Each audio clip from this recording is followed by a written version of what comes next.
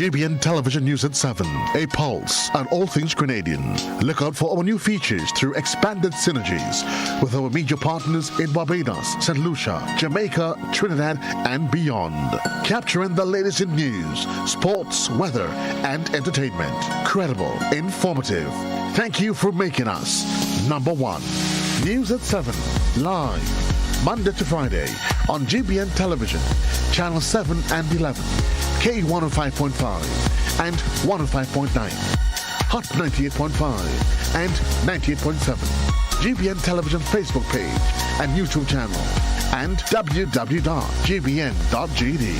GBN, with you anywhere and everywhere. This is a message from the Ministry of Health. If you or a family member suspect that you may have contracted COVID-19 and are displaying symptoms, please immediately self-isolate at home. This means that you must also avoid all contact with other members of your household.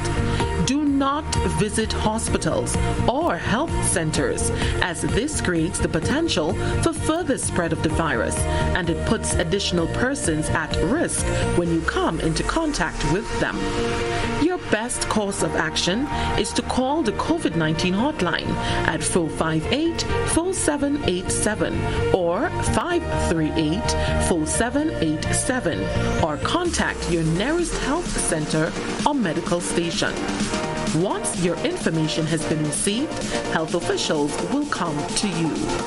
Help prevent the spread of COVID-19. This has been a message from the Ministry of Health.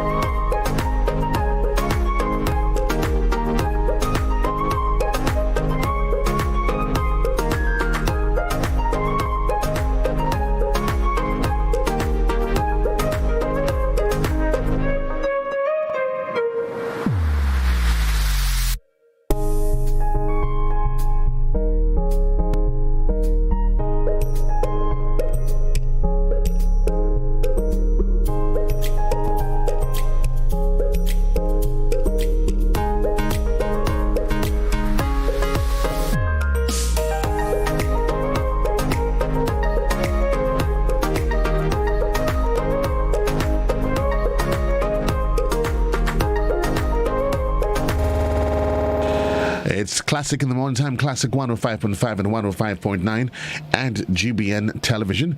15 minutes gone past the hour. You do allow me to apologize for the delayed start of this morning's episode of To The Point. With time being spent, I'll introduce my guest this morning. My guest is going to be Dr. Myanna Charles, representing the Ministry of Health.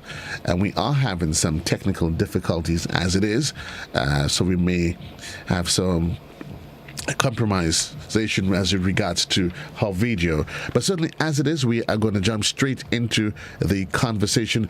Good morning, Dr. Charles. How are you? Hi, good morning. I'm doing okay, and you? I am wonderful. It's good to have you on the program this morning. There's a lot that's happening within the Ministry of Health, but maybe we can start the conversation. When I last checked the COVID-19 dashboard, not just for yesterday, because we do check it every day, we couldn't help but recognize it as of yesterday. We had 134 active cases, and we continue to see a downward trend, a reduction in the numbers. Certainly a reason to smile for you wonderful folks in the ministry and for all of us here at home. Absolutely. It is refreshing. We had a, very intensive period with cases, hospitalization, and deaths. And, it's been a very challenging time. But now we on the other end of that curve. We see we had a peak, and now we on the downward end of that curve. So it is really, really comforting to see. And I'll just give you a brief thing. Like over the last week, the week of October 19th to 25th, we had an average new case per day of 7. And deaths during that period was 3. Hospitalizations during that period was 6. And the average test positivity for that period was 2.3%, which is a significant drop from what we've been seeing before. So it is reassuring, but, I don't want persons to see this and get complacent. We know the nature of this virus. If persons get complacent, we can simply have another outbreak. That curve can spike again. And with our current vaccine uptake, that is also possible. It is steady and it is moving, but it's not where we would like it to be. We would like to see some improvement in that regard. But I just want to encourage the general public to keep your guards up. Now is not the time. I know the figures, the numbers, the data is reassuring. And I'm certain now there is there's good news for the Ministry of Health. This is just our first wave, and the other countries, the other parts of the region, other parts of the world that have gone on the third, fourth wave. What are the takeaways now that we can safely say that we've gotten the numbers under control? I think it's fair enough to say that without any hope of a backlash. I'm almost certain that there are takeaways from this as to how we ensure, unlike other countries, we do not fall into the same vein of having a second, a third, a fourth wave. Right now, having these countries, a lot of the, countries that would have had successive waves, it was with different variants of the virus. Some countries initially, they had their first wave with Alpha, then a second wave with a different variant.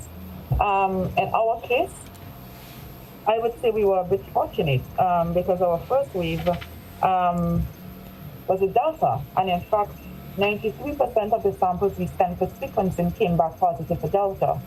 Right? So we had our first wave with one of the most virulent strains and one of the most deadly strains.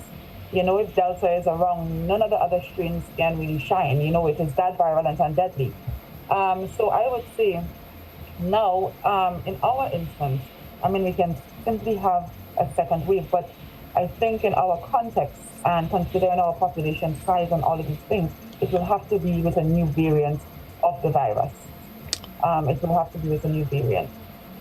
Based on what's happening on the international front, are there any new variants out there that we can speak to, and a search would have to force us to be an even greater alert here at home? Right. So on the international front, there are concerns, continuing concerns about the Delta variant, and we hear and talks about a Delta Plus, right? A Delta Plus variant, which is basically a subgroup of the Delta. And, we did have Delta Plus in Grenada during the time of our outbreak. So at this stage, no. But we still have to be cautious. Even though we had it was not a predominant subtype of the Delta. So we still have to be very cautious.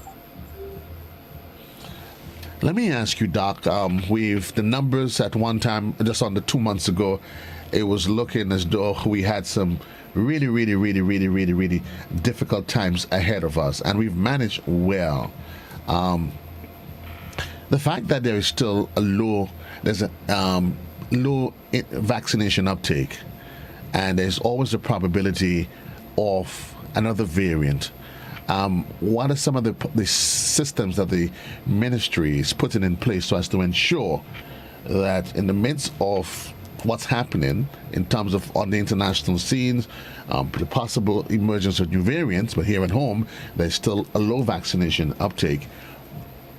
What are the policies, what are the recommendations going forward from the ministry so as to ensure that we keep our borders safe and we keep things at a minimum level in terms of outbreaks? Right.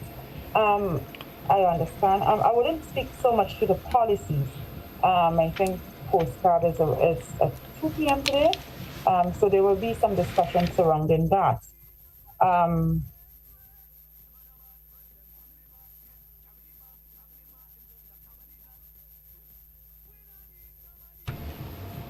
Go ahead, Doc. But some of the things that we have seen, and one of the things we realize, I mean, we do need to increase that vaccine uptake quite significantly. So at least 80% of our population.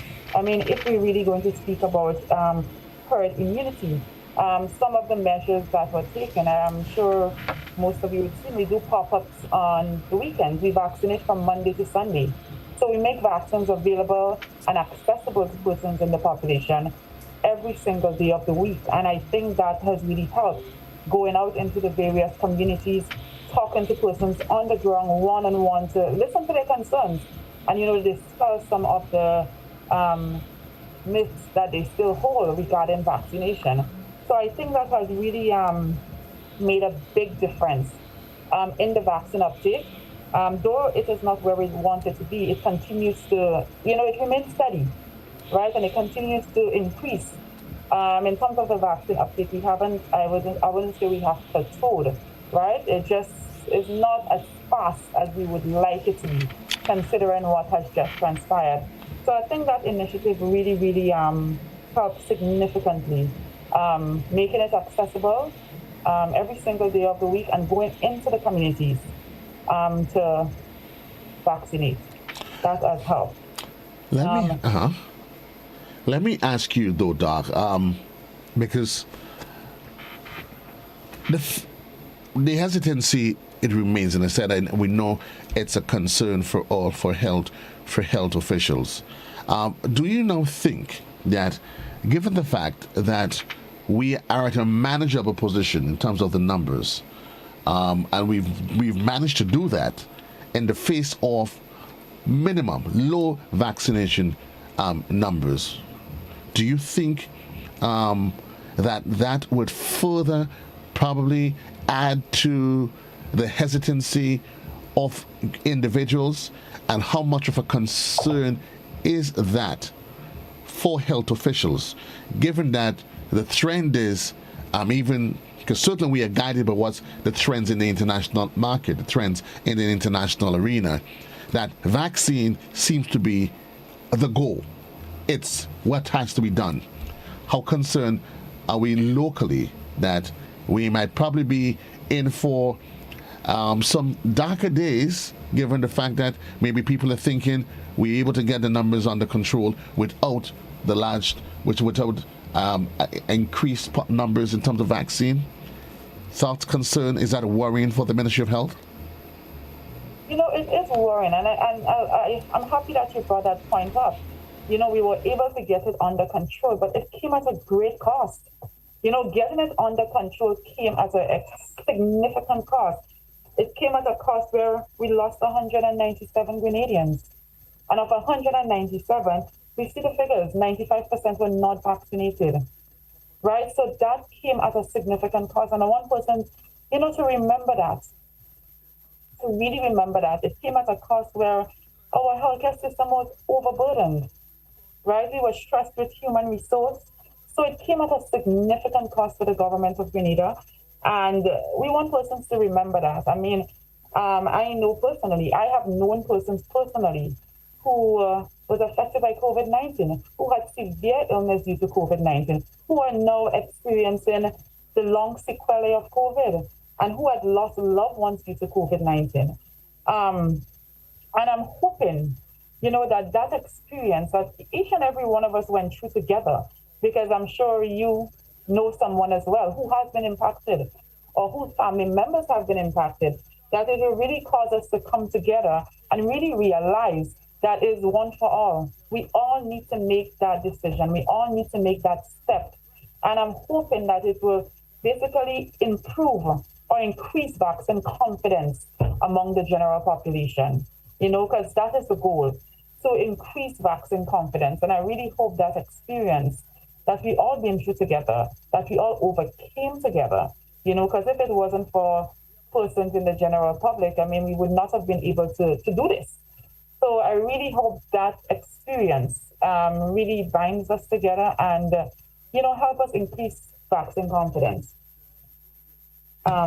Outside of the policy that was taken, of course, there was the curfew and different things, which we certainly would agree served its intended purpose.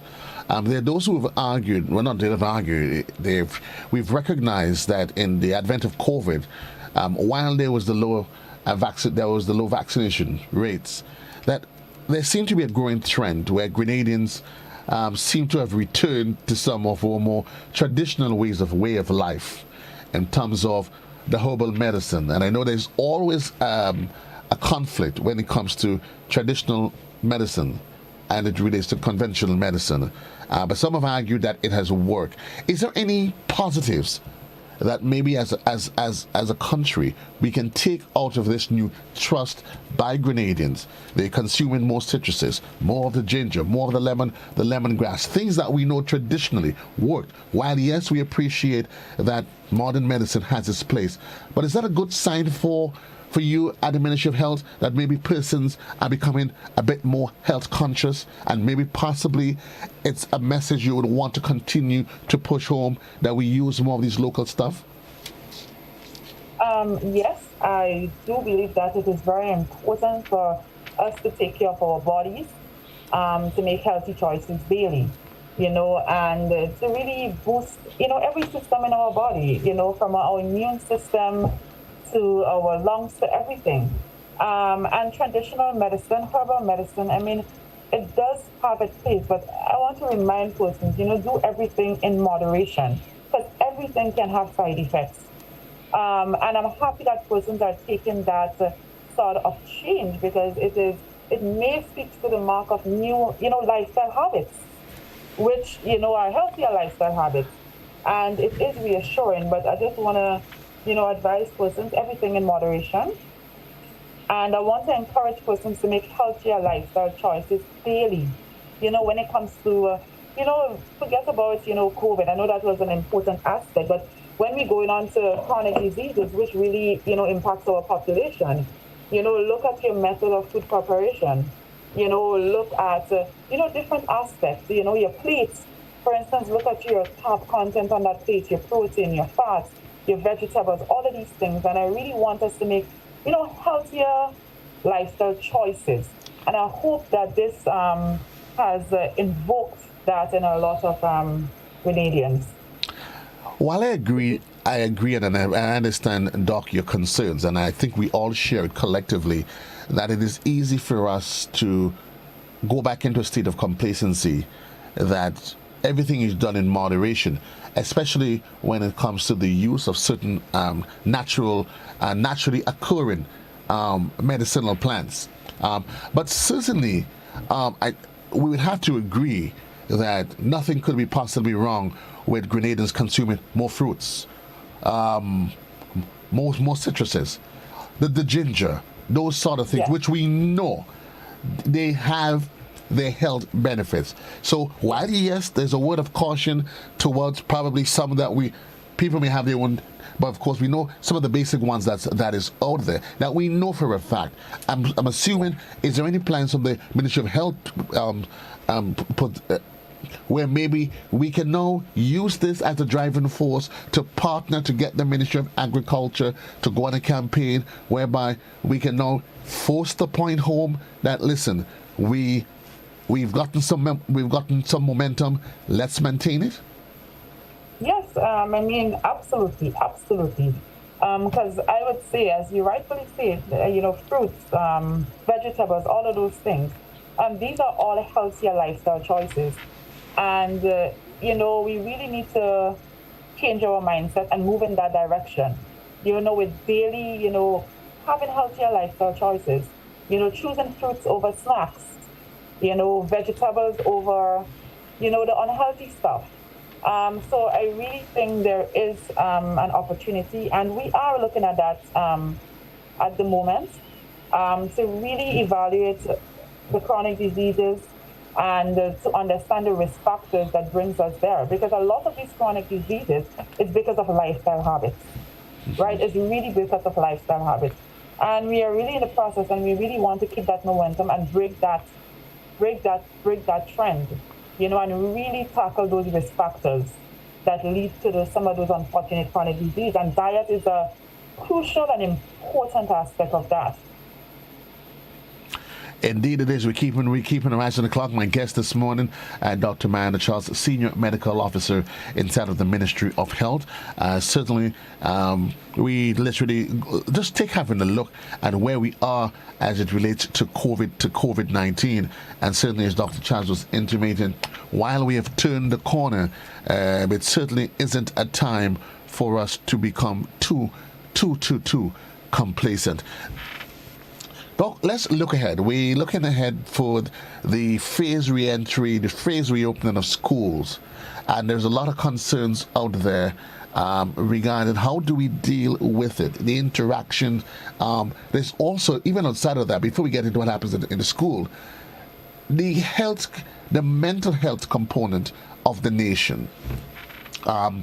I know it was 2 weeks ago, two or 3 weeks ago, I think it was one of your colleagues was highlighting the fact that while the numbers were reducing, you were still seeing a number of hospitalization that spoke directly to persons and their mental health that they were not able to manage. That yes, while they're probably taking the medication, but because of the impact of COVID, you're still seeing the hypertensive cases. And we know what stress can do.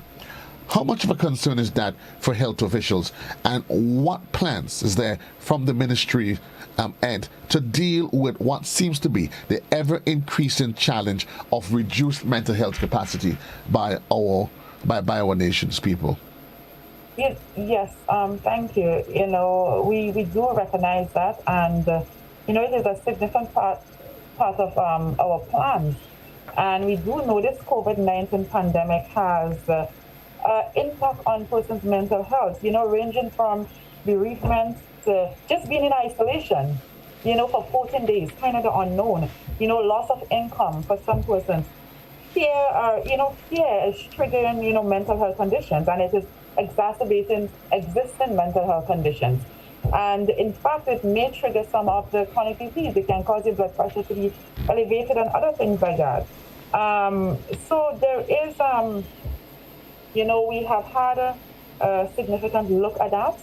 And currently we have really, we have a hotline in place for persons experiencing mental health concerns in collaboration with social development. And additionally, we have a team on board. All patients that are diagnosed with COVID-19 or would have lost someone from COVID-19, even persons in isolation can tap into that resource and get help, because we do understand the impact COVID has on one's mental health. It is quite significant, and it can be very expensive. So this is something that we have looked at closely and provided support in that regard. And we also have to look at, even with COVID, persons experiencing the post-COVID symptoms. I mean, that in itself alone is also, can impact one's mental health. So that is something we will continue to provide support in. Any any really, what is it that what's happening at with the ministry at the ministry level? We're getting ready for the, of course, phase re-entry into school, but you're hearing concerns from a lot of teachers that seem to suggest that they themselves they're having a difficult time coping. Any plans together, probably with the stakeholders in the Ministry of Education, to maybe use it to teachers? Because one of the challenges that they have, and many are saying, that while folks would have probably been home during COVID, the teachers themselves, they have been working around the clock. And we recognize now that while they're not in the classroom, that not even just teachers, but the virtual world now has seemed to replace and is taking a greater toll on the working class. Recently, I saw a report from Ireland that was indicating that with the advent of COVID and a lot of things moving virtually, that in the people now, the workforce, people were actually working longer hours, and they were seeing a direct correlation between that increased sickness, mentally and physically. Something for that ministry is potentially worried about? I mean, yes, it is a concern as it relates to that. And as I said before, COVID, have a serious impact, on one's mental health, significant impact. And this is something that we are concerned about. We are concerned about our teachers.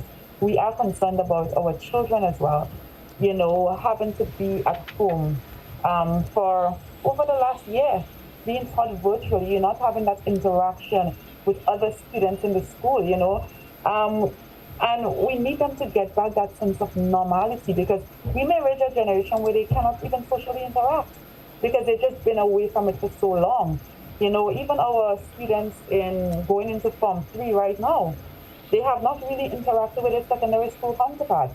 That building that relationship, that social aspect that comes from, being there and interacting with persons. So we do, have concerns. And I mean, with the reopening of schools, many countries, have put things in place and are putting things in place to keep schools open safely during this COVID-19 pandemic. And that is the goal, to keep schools open safely, right? Where, we can closely monitor stuff. We know that school operates within the communities and persons are moving back and forth from the school to the community. So, we really have to have good systems in place within the school to be able to monitor the health of our students, our teachers, and other staff. And, a proper plan in place to be able to detect cases and isolate it quickly, if in fact it comes to that. It is an important thing, and we do recognize the impact, that has had on both the teachers and the students. And we're just really hoping for a safe reopening and a continued safe environment, because I think going back in the classroom would also benefit the teachers as well. It is difficult. I tell you, my sister has been, going on work virtually for the last 2 years. And it is challenging. You're just in your house. You're not outside for the entire 8 hours, and sometimes more than that.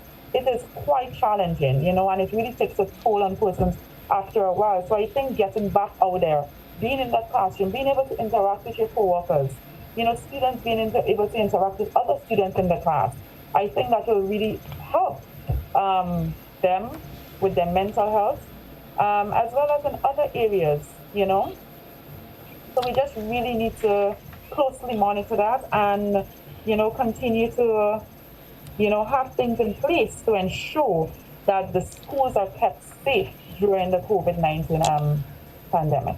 Keeping the schools safe. Doc, there are concerns. There's the issue of the low vaccination uptake, which many hinged on the fact that people may have, whether legitimate or otherwise, but we all know that vaccines have side effects. We are aware that these vaccines, they were granted emergency approval, given that we were in a state of emergency, the pandemic as it is. From the ministry's health locally, is there a machinery and mechanism that's in place that would allow for the monitoring and management of persons the vaccinated, so as to do that they can report side effects or issues that may arise, and that information being filtered back to CAFA, the World Health Organizations, so at least studies can be conducted? Is that being done here at home? Yes, it is being done, and it was something that was initiated since the beginning of our vaccine rollout program on February 12th. So that is something we've been doing from the beginning. And I want to encourage everybody with a card, a vaccine card. If you also look at the back of that card, if you're experiencing any side effects or anything like that from the vaccine or an adverse reaction, we encourage persons to call the EPI expanded program from immunization. That's what it means. Manager at the Ministry of Health to report such side effects. And persons have been doing that. And what I would say to you, we have persons reporting side effects that range anyway from a headache, fever, muscle aches, those sort of stuff. But we have not had any adverse effects being reported as it relates to vaccination. So I encourage persons, if you're experiencing any side effects, so please report it to our EPI manager at the Ministry of Health so that you can be monitored, right? So that you can be monitored, and also that those things can be recorded as well. So you're saying, yes, the mechanism is in place, and there isn't been any reports of side effects that, in your estimation, that should trigger a red flag? No. So there has been reports of side effects, but there have not been any reports of adverse events from vaccination. What, in your estimations, as a medical practitioner, would you determine as being adverse side effects? So an adverse effect, this is just, an adverse event is an unintended, pharmacological effect that can occur when a medication or a drug is administered correctly, right? While a side effect is a bit different.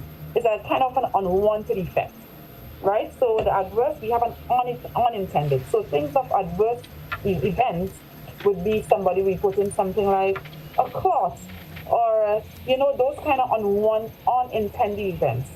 But a side effect is more unwanted events. So you get a vaccination, you end up with a fever, or you may get a headache, right? These are side effects, and they're different from adverse events.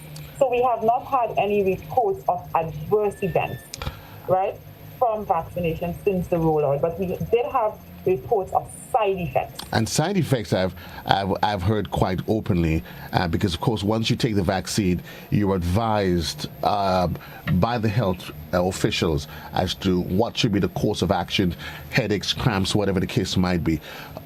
However, Doc, we had to take a call, but there have been reports of individuals, females, having changes, irregularities to their menstrual cycle. Are those reports that come your way, and even if it may not have come your way for various reasons, is that a concern to you? Because it's a concern. I've heard the reports. I know health officials have been questioning whether or not these are second-hand reports, third-hand reports. There are individuals who I know of personally that I know who've had challenges with their menstrual cycle, and you've heard reports of individuals who, in some cases, have been rendered immobile. Yes. So. I have heard reports of changes in the menstrual cycle. In some persons, there have been reports of, the cycle coming earlier than is expected. And in some instances, persons would have had heavier bleeding than normal. And this is reports that I have seen, from international, I've seen this, and it is concerning, but I know that I want to remind persons that, because I know with that sort of issue, what I want to advise persons to do, because I'll tell you about one case. Someone was having that side effect and they related it to the vaccine. But when that person was evaluated and had a medical evaluation, they actually had a condition that causes that sort of issues, right? And they did get it checked out and it's getting treatment. So I want to advise persons, if they are experiencing that, sometimes we do not know what underlying issues we may have. So I want to advise you to get it checked out, right? See a gynecologist and get it checked out. But are you concerned, Doc, that while there are those concerns out there that's being bandied about, that you're hearing of, it has been reported on the international circuit, for some reason, your mechanism here locally doesn't seem to be capturing that data? Does that represent a flaw in the system? I would say I don't think it is a flaw in the system because, with data, you depend on two things, right? Your system, but also persons reporting the data. So imagine you have a system that's working fine, but persons are not coming forward to report, right? So it may be a reporting issue. And I just want to say, as it relates to that as well, I do acknowledge it. And being a woman myself, it is something that is concerning. But to date, none of the COVID-19 vaccine manufacturers, has listed any issues pertinent to menstrual health and as a side effect of the COVID-19 vaccine. But could that possibly be because, as you can well appreciate, when the vaccine was rolled out, it was rolled out for a lot of the critical testing period was not completed. It was rolled out for emergency use. So is it possible that as time progresses, that those issues would be brought to the fore? Is it possible? Right. It is possible, and I just want to add to that. And we do recognize that there could be a connection, right? There could be. But I'm sure that is being currently investigated. But from where I stand, if there is a connection, it is likely due to, as a result of the immune response to the vaccine, rather than a specific vaccine component causing that. Because when you look at how vaccine works, right, it has to be related to sort of the immune response. And additionally, we also have to factor in as well, stress can disrupt the menstrual cycle. And getting a vaccine, your body is under increased stress as well. And it can cause the cycle to vary. And it can cause it to even stop altogether. So the immune response created by vaccine can cause this type of stress reaction. And that may be the link, but I'm sure that is something that is currently being investigated. And research is, ongoing on that. What about the cases you've heard of individuals being crippled? I've actually had two persons that I know. One that for some reason, I can't make the connection, I'm not a health expert, who was rendered totally immobile. And another, he took the vaccine and days after he ended up with a limp. He said, the doctor said to him, it was a pinched nerve. And I'm trying. I would say this, right?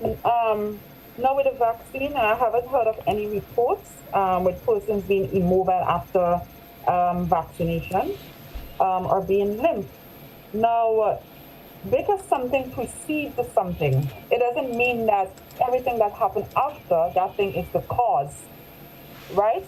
So I'll just give an example, and we have to be very careful when it comes to that, because this could really, affect vaccine confidence, especially with those sort of claims. Now, I go to the gas station, I put gas in my car. Usually, let's say I put gas at the call. But today I say, you know what, I'm going to go to a new gas station, right? I put gas in my car, I meet in an accident. Would I say it's the gas station that caused me to meet in an accident? So a lot of the times we have to be very careful, not because something precedes something, it is the cause of something. And sometimes during pandemics and even during this current situation, we have a lot of persons, and this is a culture, persons don't do a yearly medical. So persons don't know the baseline from which they're operating. Right. So this is a call as well for persons to, be more cautious about your health and do your yearly medicals. Have that baseline and show, that, things are okay. Because a lot of the times, something may happen and you say, no, no, no, it has to be this because that was the only thing I did before. But you not knowing that you may have had something underlying and it is now showing up. So I want to call and make a call to persons as well to do a yearly medical. Do a yearly medical. See what is going on, what is happening with you. Additionally, as it relates to that, as I said, I have not heard any reports of that. With being immobile or so after vaccination. And scientifically, I'm going to be quite honest with you. I mean, it is, I can't explain it.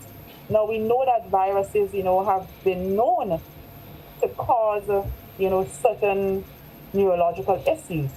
So my question is, did this person have something else, right? That person will actually need to be evaluated to see what is actually happening, because based on what we know about vaccines, I mean, there have not been any reports of that, Could it possibly, I know when, because we're getting ready to wrap, Doc, I remember when we had an outbreak of chikungunya, health officials as yourself did intimate that we'll continue to feel the impact on the effects of chikungunya for years to come. Could it be that may possibly be one of the underlying conditions, maybe, and maybe there's a trigger somewhere? I guess only time will tell, or there need to be continuous investigation. There needs to be continuous monitoring, and I mean, we're talking about two things. Chikungunya is a virus, and now we're talking about the vaccine, so they are in fact different. But if you were to look at, what we know about viruses, and COVID-19, which is caused by SARS-CoV-2, it has a lot of impacts on persons. It affects anywhere, and it can affect anywhere. And, persons that get COVID-19, this is primarily a lung disease, but it can also affect your neurological system. It can also cause, different things, clots, different things. So, and there is also, talks about and evidence that shows something called post-COVID syndrome. Right, so this is something we need to be cautious of. And, we have persons who have chikungunya who still complaining of arthritis fatigue, still have issues with their joints, and I want to encourage persons, when it comes to viruses can cause a whole host of things. And the complications, can be significant. And this is something that has to be continually monitored. So I just want to encourage persons as much as possible. I would say, get vaccinated and try to abide by the public health protocols to reduce your exposure as much as possible so that you do not get COVID-19. Because COVID-19 in itself, the disease in itself, is quite impactful, and then you have complications, from COVID-19 that has impacted a lot of persons thus far. So that would be my call today. I certainly hope, and while we hear you plea, we certainly hope that all of this, once it would probably allow for a greater collaboration between health officials and the general public at large. Yes, there's a dependence on our health officials, but certainly because of the different areas of that information comes from, it would be important that no efforts be spared. But before we wrap though, are you acquainted, Doc? Have you anything that's come from the VAERS report, the Vaccine Adverse Event Reporting System? What sort of locally do we make reference to it, collaborate, cross-check, so at least see anything that is popping up on that report? So I would say in terms of our vaccine reports, we have not had any reports of adverse events from vaccination, but we did have reports of side effects. So to date, we have not had any reports of adverse events from vaccination. I think you certainly. I'm assuming then you would probably want to make an appeal that it probably means that greater efforts should be made by those that have been vaccinated to probably register because whatever is happening to them, because one of the challenges you would agree that based on what's happening in an individual's body, particularly male or female, especially for women, if you have challenges with your cycle, it's not very often you make much out of it. But certainly what is probably would be required, that there be greater collaboration between the individuals and the health practitioners, so at least some assessment be made and a determination as to what may or may not be happening. Do you agree? Absolutely. And for persons, who are experiencing any side effects or what adverse events, I'm encouraging you to please call the Ministry of Health, 440-2649, extension 3485, to report these events, right? So that we can monitor you and we can, guide you going forward on what needs to be done. So I encourage persons to call. I encourage persons to report if they are experiencing any side effects or what they deem as adverse events, following vaccination, because this is very important for us as well. Before you go, Doc, should one be worried about the issue of confidentiality? Their information remaining secure, especially medical information? Now, medical information, I would say no. Persons do not be... medical information, we hold it to the highest level of confidentiality, right? And it is same with the information we collect for COVID-19. That is held to the highest level of confidentiality. Persons should not be worried about that. Yes, and we have systems in place to ensure that. Systems are in place, so says Senior Medical Officer in the Ministry of Health, Dr. Myanna Charles. Dr. Charles, thank you. I know you have another engagements to run off to, but I do at least happy that you, while you did initially commit yourself to only half an hour, that you at least recognize the importance of being here. And so I do wish you the best for the rest of the day. Continue to stay safe and continue doing a great job that yourself and the rest of the team, the medical team and health officials that you have been doing. All the best to you. All right, thank you, and same to you. Take care. Take care. 2 minutes onto the hour of 10 o'clock. And I want to say thanks to Dr. Charles there. And this is where we're the curtains down on today's edition of To The Point. So long, everybody. JC loves you. Remind you the good loves within. I'll be back with you tomorrow morning when we do this all over again. For those of you who participated via the social media platform, we certainly are happy that you were able to be part of the conversation. Take care, everybody. God bless.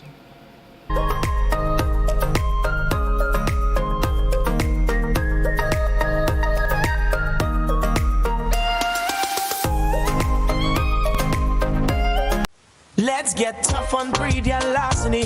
It will destroy our economy. Larceny threatens our food security. Can hurt us locally, hurt us globally. To all the buyers, ask for license from all produce sellers.